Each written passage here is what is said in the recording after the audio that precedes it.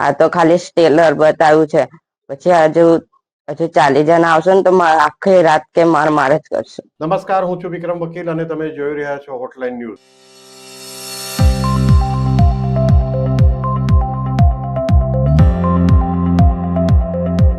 Police અધિકારીઓ, ખાસ કરીને યુવાન પોલીસ અધિકારીઓ આઈપીએસ જ્યારે પહેલીવાર પોસ્ટિંગ પર આવે છે ત્યારે એમના મગજમાં એક ખુમારી હોય છે. એ સાચી હોય છે ખુમારી, કેટલીક ખુમારી ખોટી પણ હોય છે, પરંતુ એને બતાવી દેવું હોય છે અને એક સારી ઇમેજ ઊભી કરવાનો પ્રયત્ન કરે છે. આમાંના એક અધિકારી છે સફીન હસન. હમણાં જે મહીસાગર જિલ્લાના પોલીસ વડા તરીકે છે, એ પહેલા ગાંધીનગર હતા, ત્યાર પછી અમદાવાદ ટ્રાફિકમાં પણ એમણે ફરજ બજાવી છે. એમને મીડિયા હીરો બનાવી દીધા હતા. મારા ધ્યાનમાં એમણે કરેલી કોઈ મહાન કામગીરી આવી નથી અત્યાર સુધીમાં, કે જાણવા મળ્યું પણ નથી કે કઈ રીતે એટલા મહાન આઈપીએસ અધિકારી હતા.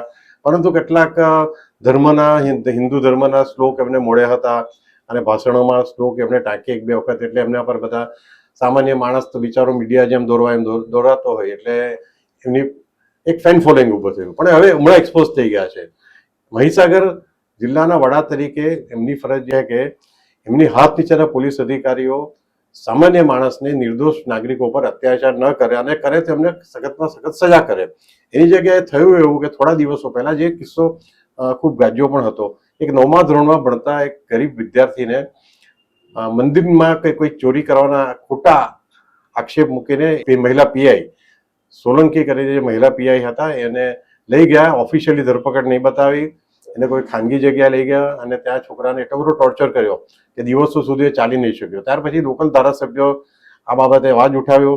એમણે જે હસન સાથે, આઈપીએસ સાથે જે વાત કરી એની રેકોર્ડિંગ પણ એમણે વાયરલ કર્યું. એમાં પણ તમને લાગે કે આ માણસ કેટલી એક ધારાસભ્યને પણ અધ્ધરતાલ જવાબ આપતા હોય કે જોઈ લેશું સાહેબ, જોઈ લેશું, તપાસ કરીશું. અરે ભાઈ, તપાસ શું કરવાની? તમે કોઈ પણ બાકીના ગરીબ માણસો એની સામે તપાસ કર્યા વગર પહેલા એફઆઈઆર કરો છો, પછી તપાસ કરો છો, તો તમે પહેલા એફઆઈઆર કરો ને પછી તપાસ ચાલુ કરો.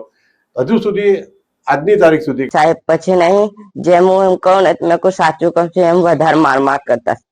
સાહેબ બેન કે આજે તારે જવાનું નથી, તો પેલા સાહેબ કે અમે 40 જણા છીએ, આ તો ખાલી સ્ટેલર બતાવ્યું છે, પછી હજુ 40 જણા આવશે ને તો આખી રાત કે માર જ કરશે. ત્યાં સુધી આ મહિલા પીઆઈ સામે કોઈ પગલા લેવામાં આવ્યા નથી, નથી એમની ધરપકડ થઈ, નથી એમને સસ્પેન્ડ કરવામાં આવ્યા. એટલે જે આપણે પોલીસ અધિકારીઓને આજકાલનું દબંગ ફિલ્મ આવ્યા પછી દબંગ કરીને ઓળઘોળ થઈ જઈએ છે, એ થવા જેવું નથી. એ આ સફીન હસનનો કિસ્સો પુરવાર કરે છે. આ બાબતે આજે આપણી સાથે વાતચીત કરશે જાણીતા પત્રકાર કિરીટભાઈ ત્રિવેદી. કિરીટભાઈ, આપનું સ્વાગત છે હોટલાઇન ન્યૂઝમાં. જી ધન્યવાદ સાહેબ. કિરીટભાઈ, સફીક હસન તો મોટી મોટી વાતો કરતા હતા, પણ આ તો સાવ બોધા પુરવાર થયા.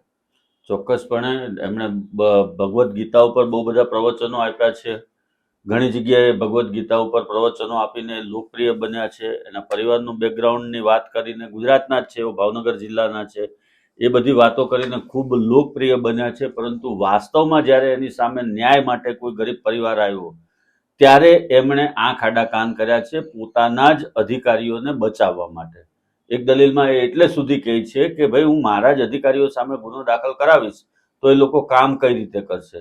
કામ કઈ રીતે કરશે એ સવાલ તમારો ન હોવો જોઈએ. કામ તો એને કરવું જ પડે, સરકારી નોકર છે, એ કામ તો એને કરવાનું જ છે. પણ એક 13 વર્ષના 14 વર્ષના નિર્દોષ બાળકને બેરહેમી પૂર્વક કાળી કોટડીમાં લઈ જઈને મારપીટ કરવામાં આવી છે અને કેટલા દિવસ સુધી આ બાળક ચાલી નથી શક્યો. પોલીસને 3rd ડિગ્રીનો ભોગ બન્યો છે 14 વર્ષનું બાળક. અને સત્તાવાર રીતે હું તો એવું કહું છું કે આમાં સત્તાવાર રીતે ગુનો દાખલ થવો જોઈએ. આ તો ગરીબ પરિવાર છે એટલે કંઈ નથી કરી શકતા. હમણાં કોઈ સુરત, અમદાવાદ જેવા સેન્ટરની અંદર કોઈ માલેતુજારના દીકરા દીકરીને તમે આવી રીતના ટોર્ચર કરો, એક વખત તો ખબર પડે ક્યાં સુધી પહોંચે છે વાત. એ નથી હાઈકોર્ટમાં જઈ શકે એમ કે નથી એ કોર્ટના શરણે જઈ શકે એમ. આવા ગરીબ પરિવારના બાળકને તમે માર્યો છે અને તમારા અધિકારીઓએ માર્યો છે. તમારી પાસે દેખતા પુરાવા છે બધાય. અને સાહેબ, વાતની ગંભીરતા તો એ છે કે એ બાળકને સીસીટીવી વગરની જે રૂમ હતી ત્યાં લઈ જવામાં આવ્યો છે અને કાળા કાચવાળી એ રૂમ હતી, એની અંદર લઈ જઈને ગોંધીને મારવામાં આવ્યો છે માત્ર આક્ષેપથી. કોઈ ગુનો નથી દાખલ થયો છે એના ઉપર. એના પહેલા માત્ર આક્ષેપ કરવામાં આવ્યો, શંકા વ્યક્ત કરવામાં આવી અને તમે લોકો પોલીસવાળા રીતસર એના ઉપર તૂટી પડ્યા છે, મહિલા પીએસઆઈ સહિતના પોલીસવાળા. તો આ જવાબદારોની સામે પગલાં ભરવામાં આવે એ પહેલા જરૂરી છે અને ગુનો દાખલ થાય આ બાબતમાં એ જરૂરી છે. એની જગ્યાએ સફીન હસન જિલ્લા પોલીસ વડા તરીકે એવું જો નિવેદન આપતા હોય કે તો મારી પોલીસની કામગીરી ઉપર અસર થશે, તો એ વાત ખોટી છે. પોલીસની વિરુદ્ધ પણ ગુનો દાખલ થઈ શકે એવું આપણા બંધારણમાં સ્પષ્ટ શબ્દોમાં લખેલું છે. સ્પષ્ટપણે એ જણાવેલું છે કે કાયદો હાથમાં લેવાનો કોઈને પાવર નથી. એ ગમે એટલો મોટો અધિકારી હોય કે ગમે એ કર્મચારી હોય કે રાજકારણી હોય કે સામાન્ય નાગરિક હોય, જો તમે કાયદો તોડો છો ને કાયદો હાથમાં લો છો તો તમારી સામે પગલાં ભરવામાં આવશે જ, ફરિયાદ દાખલ થશે જ. આવું ઉદાહરણરૂપ કામગીરી કરવી જોઈએ, જેમાં ક્રેડિટ લેવાની વાત હતી. આમ તો તમે બહુ મોટી મોટી કર્મની ને ફિલોસોફીની વાત સ્ટેજ ઉપરથી કરો છો, ત્યારે અહીંયા તમારું કર્મ ને કર્મની ફિલોસોફી ક્યાં ગઈ? એ નિર્દોષ બાળકનો ન્યાય આપવાની વાત છે, નિર્દોષ બાળકના પરિવારને ન્યાય આપવાની વાત છે. ત્યારે તમારી વાતો બધી ક્યાં? બધી બોધી પુરવાર થઈ તમારી વાતો. તમે જે સ્ટેજ પરથી બોલતા હતા એ અને તમે જે વાસ્તવિક જીવનમાં તમે જે અપનાવો છો એ બંનેની વચ્ચે અંતર છે. અને પ્રજાનો અધિકાર છે તમને પ્રશ્ન પૂછવાનો, પણ એને અન્યાય થાય તો તમે જિલ્લાના પોલીસ વડા છો તો તમારી પાસે જ આવશે એ લોકો. અને એને માટે ભોગ બનનાર નાગરિકો જો પોલીસ દમનનો ભોગ બન્યા હોય તો તમે એની સામે કોઈ પગલાં નહીં ભરો. આ કઈ રીતે ચાલી શકે? આમાં તો તમામ સ્તરેથી તપાસ થવી જોઈએ ખરેખર કે આખી વાસ્તવિક ઘટનામાં કોણ કોણ જવાબદાર છે, તમામની સામે પગલાં ભરાવા જોઈએ. જી કિરીટભાઈ, આને જો આ ઉચ્ચ અધિકારીઓ પગલાં ન લે આ પ્રકારના કિસ્સામાં, તો હું માનું છું કે કોર્ટે ઉચ્ચ અધિકારીઓ સામે પણ પગલાં લેવા જોઈએ. એમને પગલાં લેવા માટેનો હુકમ કરવો જોઈએ, સરકાર પર પ્રેશર લાવવું જોઈએ. કારણ કે આમાં જેટલા જવાબદાર જે અત્યાચાર કરનાર અધિકારી છે એટલા જ જવાબદાર એમને બચાવનાર ઉચ્ચ અધિકારીઓ પણ છે. એટલે આ કિસ્સામાં સફીન હસન સામે પણ કોર્ટે પગલાં લેવા જોઈએ કે તમે તમારા એ જિલ્લાના ડીએસપી છો, તમે શું કર્યું? તમે તમારા પીઆઈ સામે પગલાં આટલા દિવસો થયા કેમ ન લીધા? અને લીધા હોય તો રેકોર્ડ પર બતાવો કયા પગલાં લીધા છે. એટલે જ્યાં સુધી કોર્ટ કડક વલણ નહીં દાખવે કે જ્યાં સુધી હોમ સેક્રેટરીની વાત કરીએ આપણે, તો હોમ સેક્રેટરી હોય કે ચીફ સેક્રેટરી હોય, એમણે પણ આ બાબતમાં રસ લઈને ઘટતું કરવું જોઈએ. ચોક્કસપણે જિલ્લા પોલીસ વડાની સામેની વાત છે ત્યારે ડીજીપીએ પણ આમાં ઇન્ટરેસ્ટ લેવો જોઈએ. અને અન્ય જે અધિકારીઓ છે એના ઉપરના અધિકારીઓ છે, એના રેન્જ આઈજી પણ હશે, એમણે પણ એનો પગલાં લેવા જોઈએ અને એમણે પણ એનો જવાબ માંગવો જોઈએ. આ પ્રકારની વાત થતી હોય મીડિયામાં આટલી હદે આ વાત ચગેલી છે અને હું નથી માનતો કે કોઈ પોલીસ અધિકારીઓ આ બાબતથી અજાણ હોય કે આ ઘટના બની એના પછીના 24 કલાકમાં એ લોકોને ખબર ન પડી હોય, એવું પણ માનવાને કોઈ કારણ નથી, કેમ કે અખબારોમાં એના વિશે ખૂબ છપાયું છે ભૂતકાળની અંદર. તો એમ છતાં પણ જો જિલ્લા પોલીસ વડા પોતાના જ પોલીસ અધિકારીઓની સામે કાર્યવાહી કરવામાં બોધા પુરવાર થતા હોય તો એને બદલી કરીને કોઈ જગ્યાએ સારી બ્રાન્ચમાં એને તાલીમ આપવા માટે જુનાગઢ કે કરાઈમાં કે મૂકી દેવા જોઈએ અને એની જગ્યાએ કોઈ નિષ્પક્ષ અને તટસ્થ અધિકારી હોય એવાની નિમણૂક કરવી જોઈએ.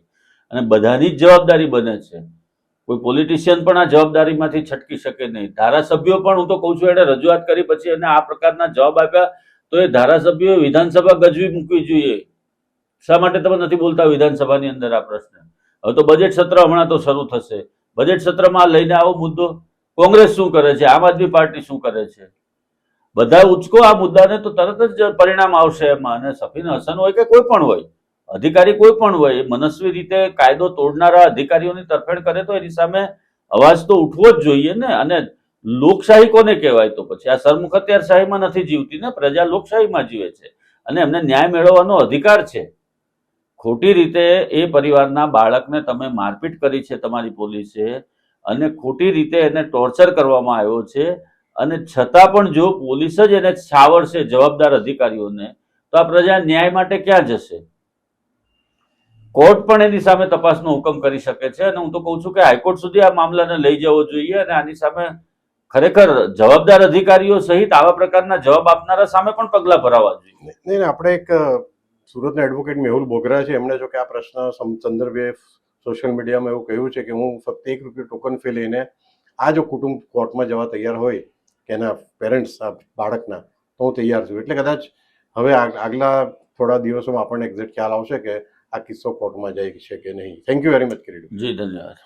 આવા પ્રકારના વિડીયો તમને જોવા ગમતા હોય તો હોટલાઇન ન્યૂઝ ચેનલને લાઇક, શેર અને સબસ્ક્રાઇબ કરો.